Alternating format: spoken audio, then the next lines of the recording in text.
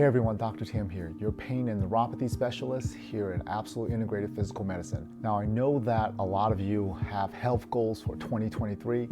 You've made some amazing goals, but it's been hard to stay focused because not everyone around you is focused on the same health goals as you are. What they don't understand is how much of an impact your health goals today and what you do today can actually impact your life later on, years and years later. Right? The foods that we eat now goes into our cells, which goes into our bloodstream, our organs, and think about it. How you treat yourself today will have an impact one way or another. I mean, it's just physics, right? Every action has a reaction, but it's hard to hold on to those goals because life gets in the way. Not everyone around you has the same goals. You may have children, work, and you get into the rat race of health, trying to really accelerate and cover up symptoms, eating wherever you can, fast food, right? So it's really difficult to stick to a routine that is outside of your routine. Anything that's worth doing is worth doing well. I want you to remember that. And any habit takes at least 21 days to initiate for it to become an actual habit. At the beginning, it is going to be a grind. Being healthy is not easy at all. It will be a grind at the beginning, but after 21 to 30 days, it becomes normal. Here's some tips that you can do to, number one, accelerate your health and not allow your environment be who you are. You have to change that. Your behavior got you to where you are. If you feel like you're healthy or unhealthy or could be healthier, you are where you are because what you have done and your behavior got you to where you are.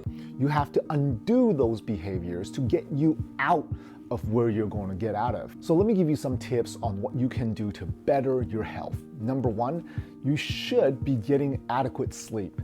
More and more studies are coming out with how sleep affects your brain, your nervous system. The lack of sleep does not allow your brain to cleanse itself. So then during the day, you get more brain fog, fatigue, forgetfulness, irritable. Make sure you get enough sleep. Number two, you have to make sure that you're getting enough water.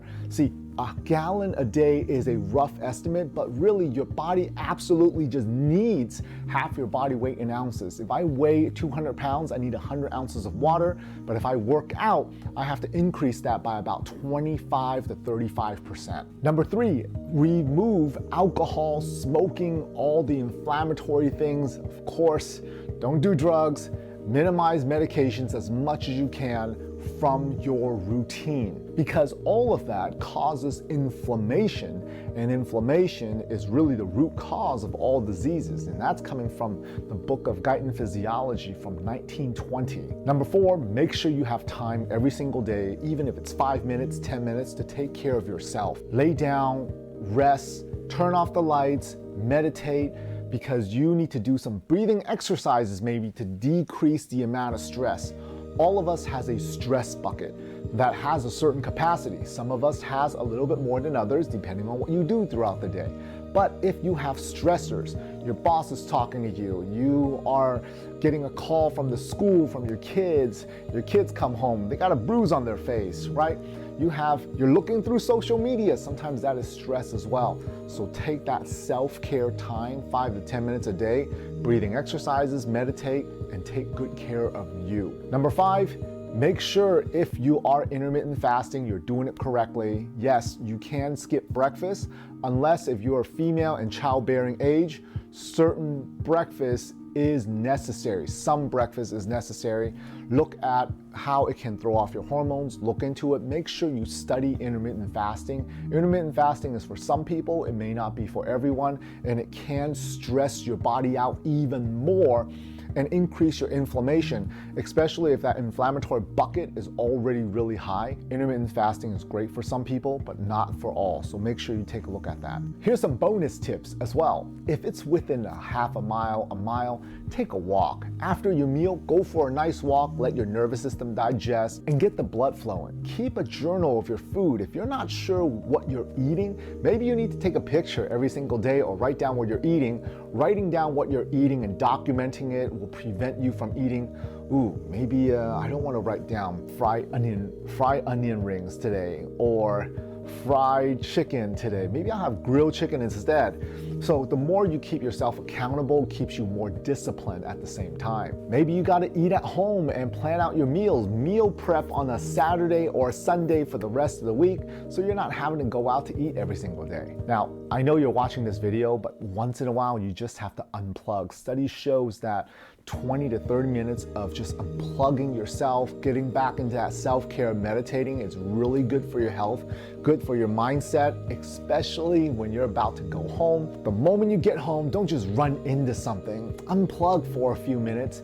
Take good care of you, because mental health is just as important as your physical health. And then lastly, anything that you're doing new, make sure you're educating yourself. Have a good mindset when you're doing it. If you're going to do intermittent fasting, or maybe you're doing keto, paleo, Whole30, whatever it may be, you got to go into it with the intention that you know it's going to work.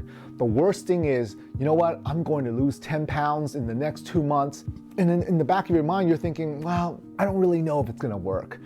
I don't really believe. And you have doubts. If you already have doubts before you go in, you're not confident enough yet. You're not ready to start yet. Because if you already have doubt before you get started, it's a lot easier to back off. Or people around you who are saying, well, you know, come on, it's only one meal, or maybe just cheat today. If you are not certain enough about what you're doing and what you're going to do, it's a lot easier for you to just give up on anything. That's with anything in life. So be certain, get educated, increase your certainty, understand the why you're doing it. There's got to be bigger than just the 10 pounds, right? If you think about the 10 pounds someone's trying to lose in 2 months, why do you want to lose 10 pounds? Is it because you have, what's motivating you? Is it because you want to walk around the mall or walk around shopping without huffing and puffing after 15 minutes? Is it because you want to have a more comfortable time at the theme park? Is it for your relationship? Is it for your family? You know, did you just watch someone who was in your family have diabetes? Maybe they were overweight and they just didn't make it, you know, or things didn't go well for them. And that's a motivation for you. Sometimes you got to look at, well, why do I want to do this? The more you think about your why, the deeper and the clearer you are about your why, the more confident you are about making it happen, so that little things in life that happens around you, the environment won't just break you.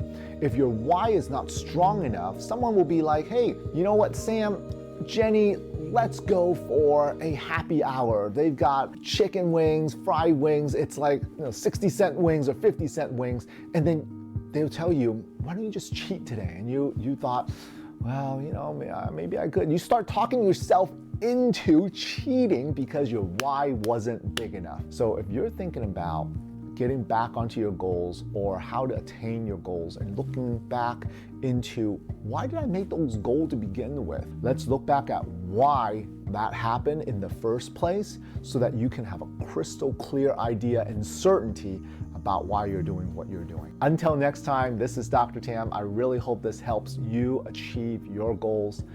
I appreciate you listening to me. We'll see you next time.